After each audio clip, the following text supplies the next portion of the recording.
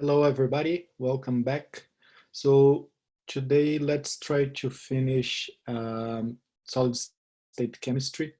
So let's try to do the same thing here. So I'm going to share the screen again and go with you over the PowerPoint. Okay.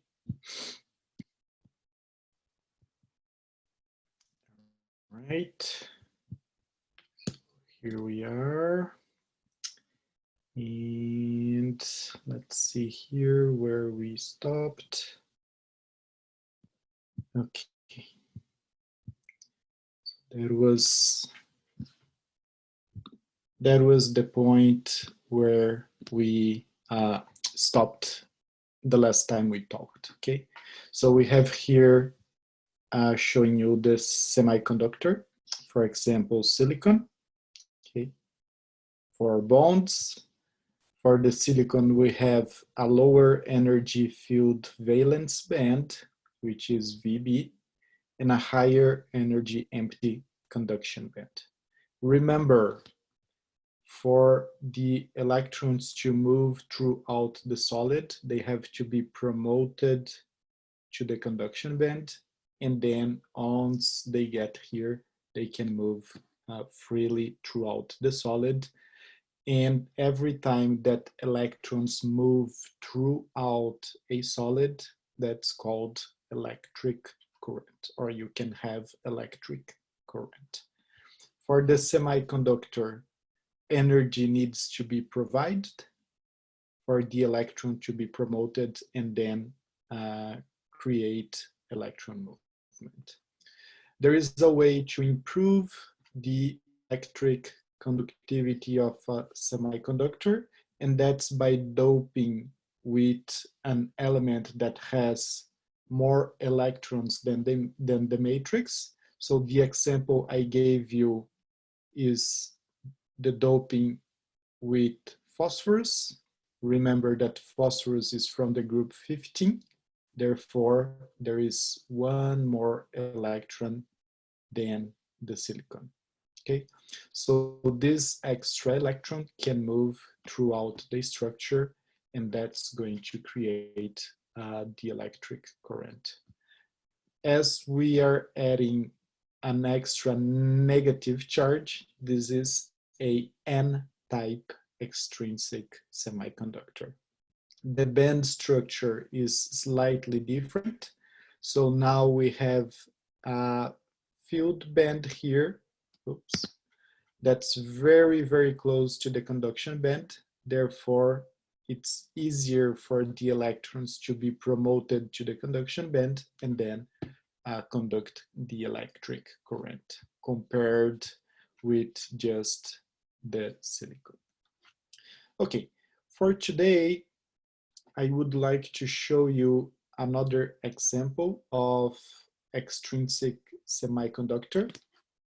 So let's do here the same thing that we did before. So let's start with silicon, group 14. I'm showing you here the Lewis representation, okay? And you can see here the shared electrons. Now, let's remove one of the silicon atoms from the solid. And today, let's dope with boron, okay? Remember that boron is from the group 13, therefore 3 valence electrons. So when we add boron to the vacancy, this is what we have. So now we have boron here, and as you can see, there is one missing electron in the structure, or there is a hole in the structure. Okay, so how the system will adapt to this missing electron? So that's the key in this system.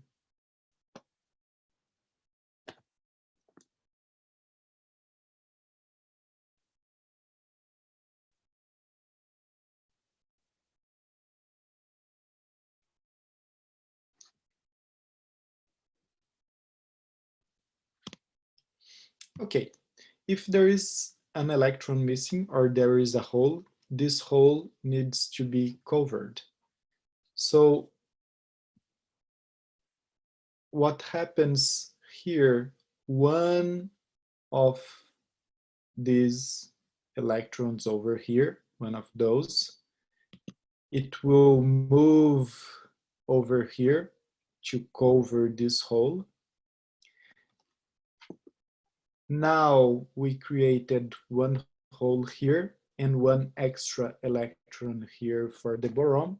Boron doesn't want extra electrons, and this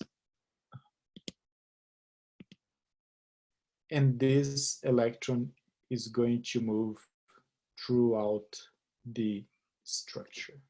Okay. So if we have a free electron moving throughout the structure, we now have electric conductivity. And that's what is going to happen. Okay. So recapping here. So electron moves out of this band to cover this hole, and that will create a new hole.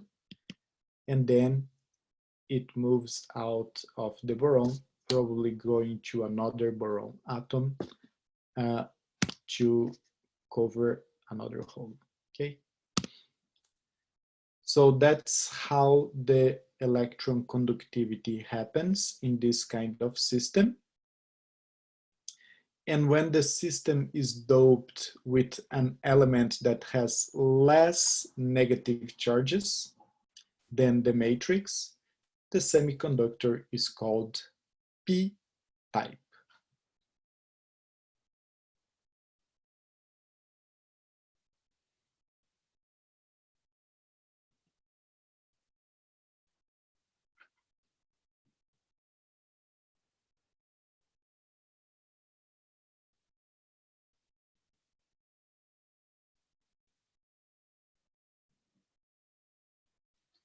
Okay, as we did last time, so now that I showed you using the Lewis structure how the electrons move throughout the solid, we are going to take a more chemical approach and look at the band structure and how the electrons move throughout the bands. Okay, so to start doing that, so we have to determine how is the band structure of the compound of the silicon doped with boron.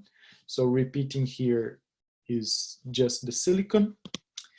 And now we have silicon doped with boron.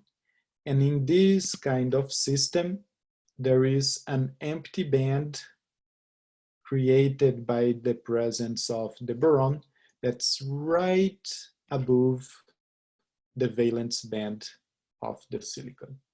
Can you see here now that I have a filled band over here and a very tiny band gap to reach an empty band that can be used to move the electrons or to conduct the electric current. So that's how a p-type semiconductor works. So let's take a look at this band structure. So remember, this is the highest energy conduction band, which is this one over here. And this one is the band created by doping silicon with boron right here. And the lowest energy band filled with electrons is the valence band, and it's basically because of the silicon. So if we have an empty band and a filled band, we can always promote the electrons to the conduction band over here.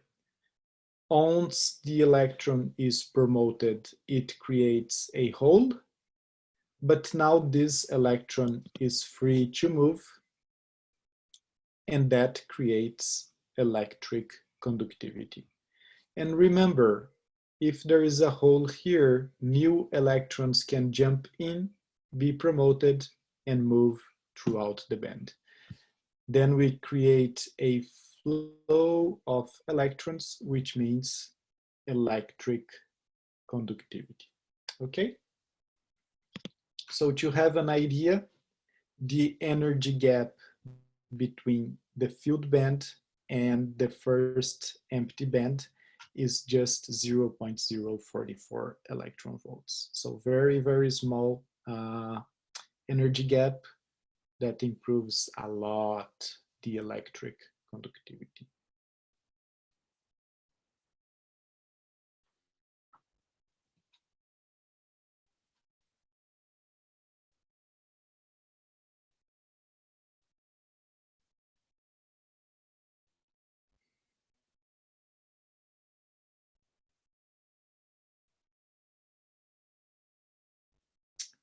Okay. Here is just a summary of what we talked about semiconductors. So the first column here, I'm showing you the structure of a semiconductor, for example, silicon. And we have a valence band, band gap, and conduction band. Okay, so that's the band structure for a typical semiconductor. If we remove one silicon and add an element that has one more electron than silicon, for example, phosphorus, now we have extra electrons in the structure or extra negative charges. So therefore, this is going to be an N-type extrinsic semiconductor. And now the band structure changes a little bit. So now we have this filled band right below the conduction band, energy gaps much smaller, so that improves the electric conductivity. We can do the opposite. So dope the structure with an element that has less electrons than the silicon, for example, boron, in this case over here. Now there is a missing electron in the structure, therefore this is a p-type extrinsic semiconductor. And now the band structure is slightly different. So we have here the filled band, empty band, and empty band. Okay, so now electrons are easily promoted to this band and they can flow throughout the solid using this band here.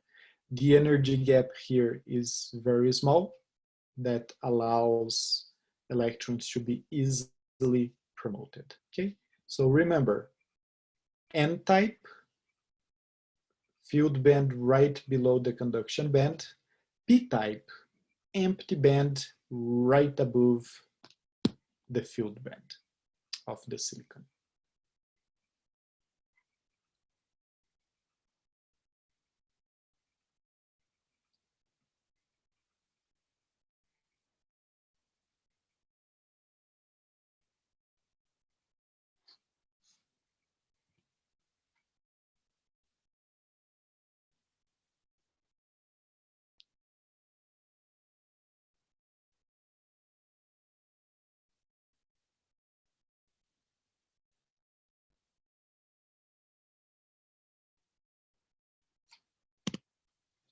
Okay, so just to be clear here, every time we have a semiconductor, we can dope with any kind of elements that have lower number of valence electrons, and that's going to be a p-type extrinsic semiconductor, or do the opposite, dope with elements that have higher number of valence electrons, therefore adding negative charges, and that's called N-type extrinsic semiconductor. Okay, so I hope this is clear. If it's not clear, go back, watch again, read books, and make sure you understood the concepts. Okay, So we have a little bit of time here. So I will move on to the next topic, and after the next topic, we will be done with the solid state chemistry.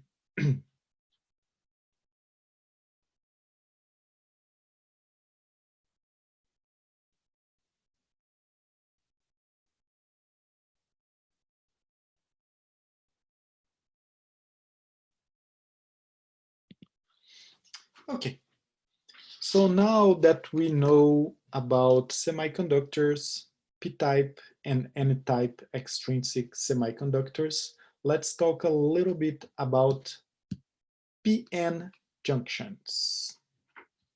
P-n junctions are commonly used in diodes and allow passage of electric current in just one direction. So let's see how that works. Okay, so a p-n junction is created by a p-type semiconductor next to a n-type extrinsic semiconductor. For example, silicon doped with boron and silicon doped with phosphorus. The symbol for a p-n junction or a diode is that triangle and this vertical line. So the triangle is always represents the p-type semiconductor and the vertical line, the n-type semiconductor. Okay, so a diode looks something like that. So there is a stripe here, and that represents the vertical line and the triangle here. Okay, so in this case, this portion here is the p-type semiconductor, and this other portion will be the n-type, and the junction between the two creates a p-n junction. All right.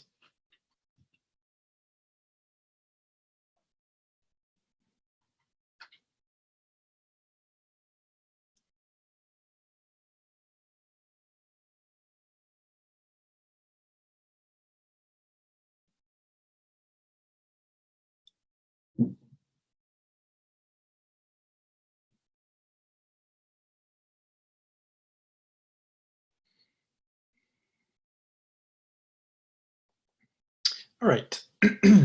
Let's try to understand how a diode works. Okay, so we have here our p-n junction, p-type on your left and n-type on your right. So I'm going to use the Lewis structure for the semiconductors. So here on this side, we have the p-type, and here on this side, we have the n-type. And this over here is the interface between the two materials. Okay, so we just saw that when you have a p-type semiconductor, there is a hole here, there is an electron missing, and when we have an n-type, there is an extra electron. So it makes perfect sense to merge a p-type with an n-type semiconductor. So one system has excess of electrons and the other one has deficiency of electrons. If there is a hole here or an electron missing here, something will happen to cover this hole. Look at the phosphorus. It has an extra electron. So this extra electron will move to the boron. Now the boron got one extra electron, therefore is negative. The phosphorus missed the electrons and therefore becomes positive. So what happened here? An electron moved from the N-type semiconductor to the P-type semiconductor, and that creates positive charge and negative charge. If we look at the junction, at the interface between the two semiconductors, we will have positive charges in one side and negative charges on the other side. We just saw, boron doesn't want to have this electron forever. So it will move on through the solid.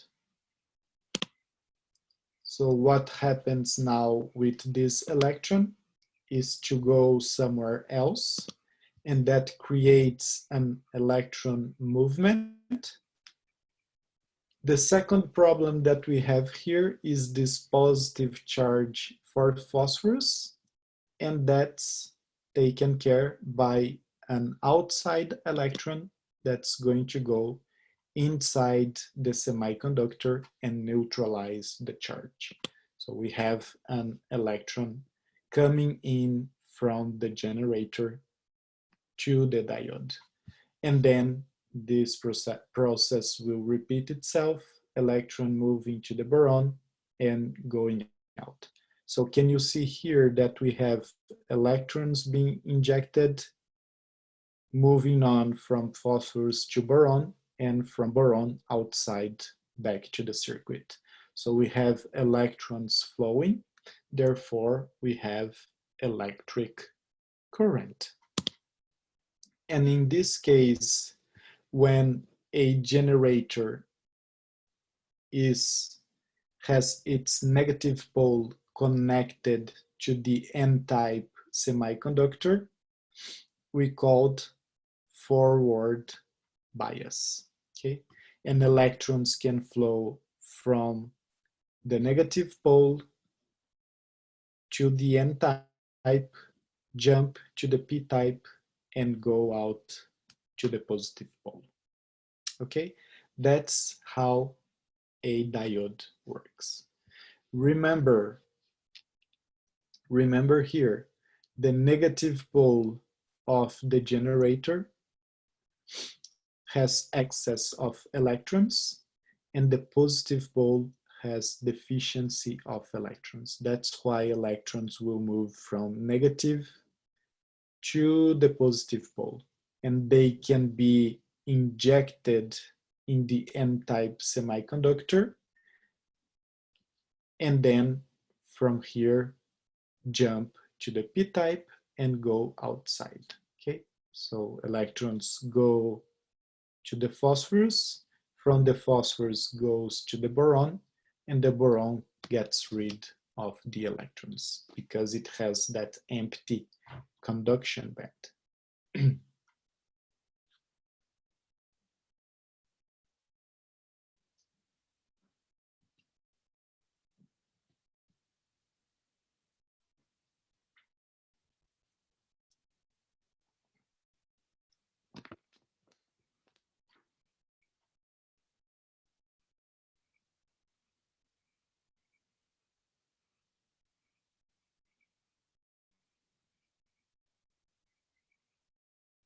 Right. So I showed you how a diode works using the Lewis structure, a very simple approach. Now let's take a deeper look using the band structure, okay? So remember here that we have a P-type and N-type semiconductors, and this is called this is called P-N junction, all right? P-type semiconductor has an empty band right above the valence band, and the N-type semiconductor has a filled band right below the conduction band. Okay, so we have electrons here, and here is empty. So it's always easier to go downhill. So it's always easier for the electrons to move from this field band downhill to this empty conduction band. Okay, so let's take a look here at our band representation. Remember that the red dots are electrons. So moving electrons downhill, they will go from here all the way here to the empty band. So that's what's going to happen.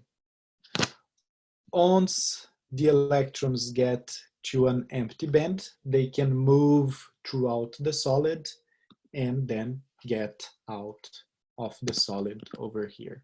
So again, move from that higher energy band to a lower energy band. This is a conduction band and electrons can move throughout the solid. Once an electron was moved out of this band, that creates a hole in the band. So there is one electron missing from there.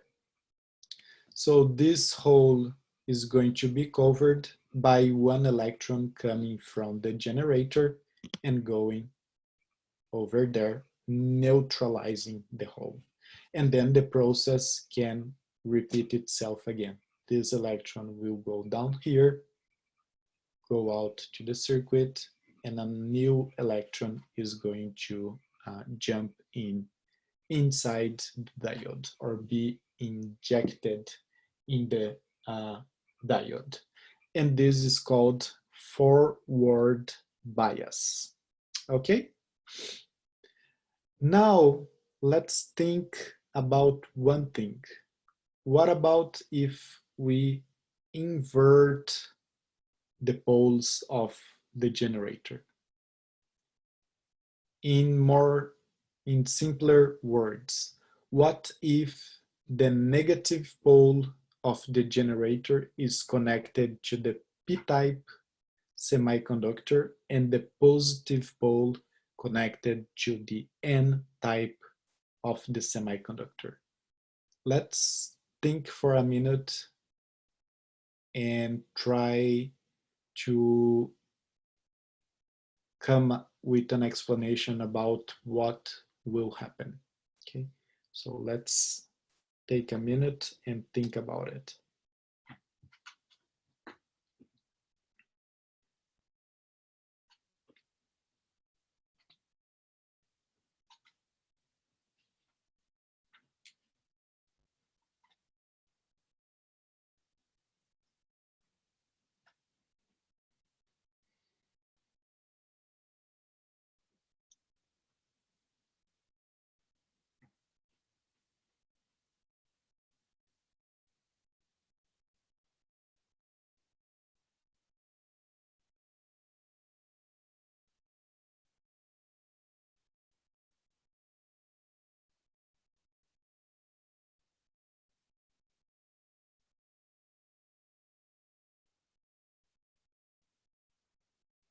Okay, now that you thought about uh, what will happen, so let's go together and see if we can explain it together about what will happen with the system. So now what we want to do is to connect the negative pole or the pole that's rich in electrons to the p-type semiconductor. Okay, so that means electrons will be injected in the conduction band over here, and we have to move the electrons to the n-type and then all the way to the positive pole of the generator. All right, so that let's go over our bands over here. So we have an outside electron. So let's inject this electron in the diode. So now let's take a look at the situation here. somehow we have to move this electron all the way up to this hole, and then the electrons will come out. Okay. How likely or how easy is to move this electron from this point uphill to this point? Is it impossible? No. Is likely? No. Okay. So we can move this electron up, but the voltage has to be very high. So very high, around usually 30 to 40 volts. Okay. So remember that we are operating this kind of things with around 1.5, 5 volts. Okay. So with the voltage operation is unlikely for the electron to be moved from the p-type to the n-type semiconductor. And that's called reverse bias. And in the case of reverse bias, there is no current in the system because the energy barrier for moving the electron from the p side to the n side is high. And if there is no movement of electrons, there is no electric current. That's why the diodes only conduct electric current in one direction. And that direction is when the negative pole is connected to the n-type and the positive pole connected to the p-type semiconductor. Okay? And diodes, they are everywhere. So you probably heard about LED, which is light emitting diode. So they have the same principle of working, but in this case here, when there is a junction between an electron and a hole, there is emission of light. And that's how light is generated in a diode. Okay, so today we talked about p-type semiconductors and p-n junction, and I will finish at this point for today. And that was all that I had to talk about solid state chemistry. Okay. Remember that on Friday we will have a in-class assignment, and then next week we will move back to coordination chemistry. So let's talk a little bit about the mechanisms of inorganic reactions, and probably a little bit about organometallics and catalysis, and that's going to be probably everything we will talk during the semester. Okay, just the final stretch of the semester. Okay, so I hope you guys have a good day, and I see you next time.